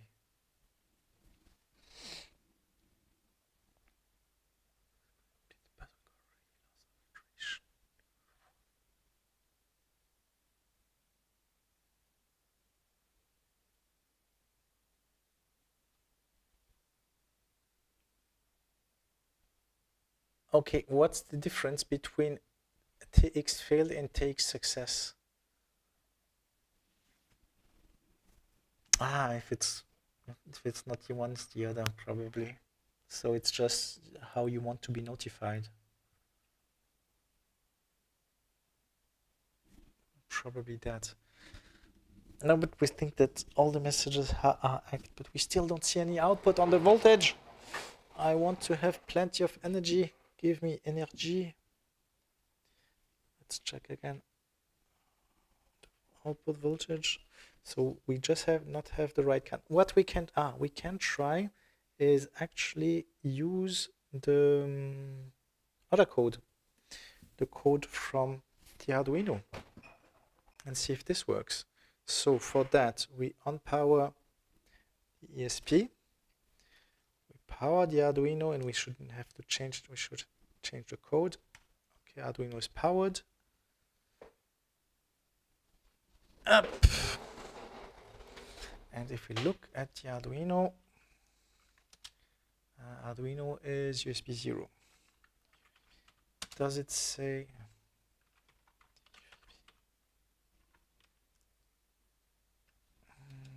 up?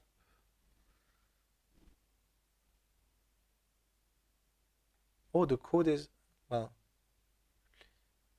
screen. Here. It is sending the data and it's not complaining. Yeah, we changed the thing, so now it's printing the thing, so it's sending all the messages, and all the messages are ACKed. Else we would have an error. So this way, with the other code, we know all the messages are ACKed. The CAN controller is there, we know it's a CAN interface. We don't have a CAN output, it means that we don't have the right CAN message. And this is the code which is sent, which was from the forum. So the code is probably just to start, I don't know, to start the motor or to start the device, and the device is sending on the CAN bus even more messages. So we can try to see if this is really the case. We will just put a tiny load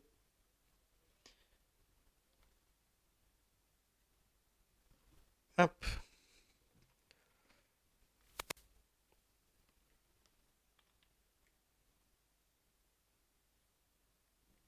Yeah, it immediately goes to 0 volts. 1 volt. It's almost the same.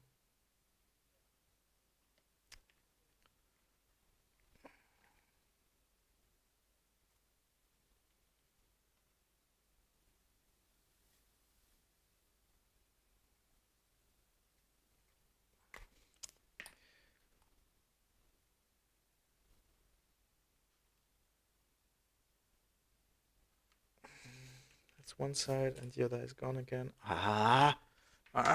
It's crocodile clips.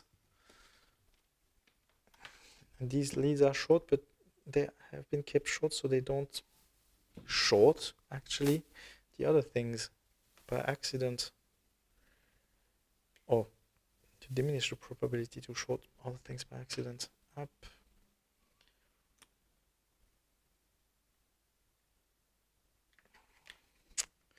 Come on.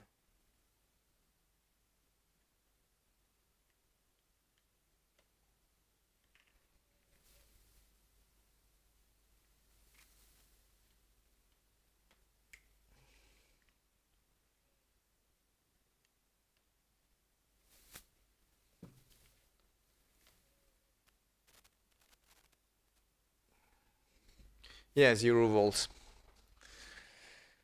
So, okay, it's good to see that we've connected it. It's not sending data. It's not sending the right data. It's sending some data, but not the right to unlock the battery. This is probably done with another CAN message that we don't know. But one of the guys on the forum might be able to sniff it and might be able to add to the things. Now, what we could do, maybe the messages which are sent are not the same than on the hex. What we could do is flash the hex file on the Arduino and see. So this is pin 1, this is pin 1. And see if that would work. I can try it. It's a last resort. I don't want to have to reflash, although I know how it works now. Yeah, there's the hex, which is, I don't know if the reverse thing is the one reversed from the hex or if it's something different. Let's try it. Let's flash the hex file. So,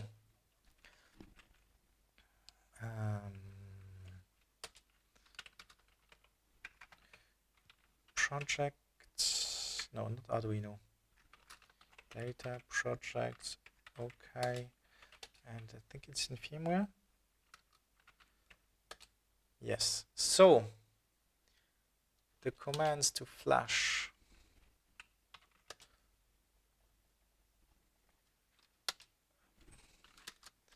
First,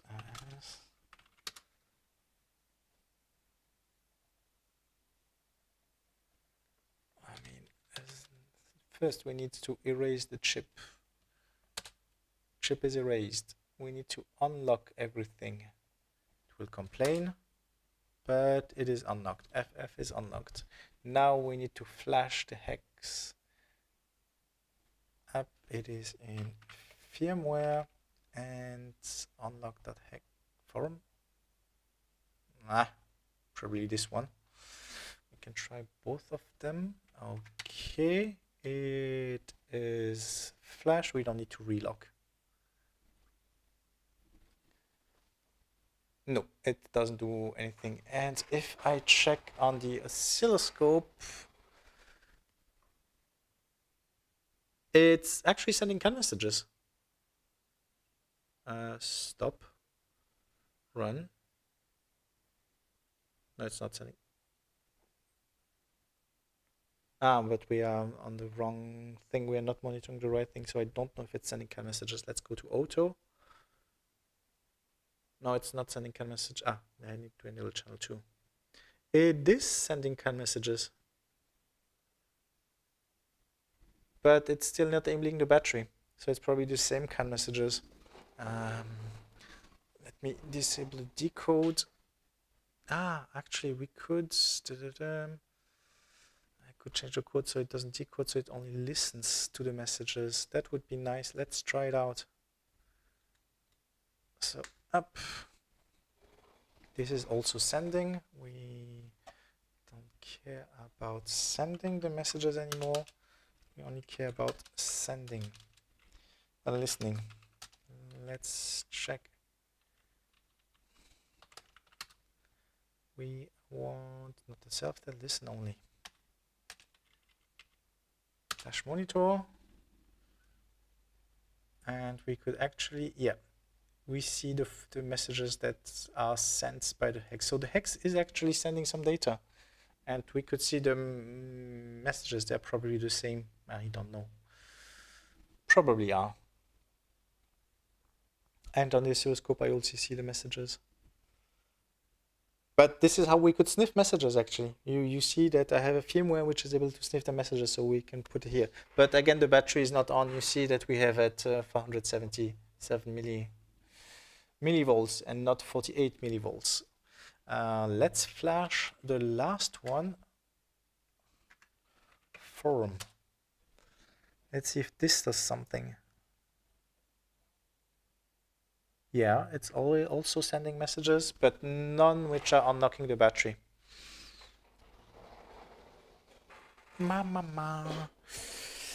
Maybe, no, this is not the wrong ground. I have two grounds, but I'm sure it's the same on the other one. This is just a ground for charging.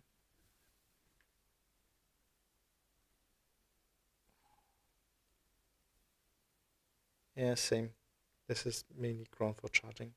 So, well, it's half successful. I'm able to do CAN, I'm able to sniff messages, I'm able to send messages.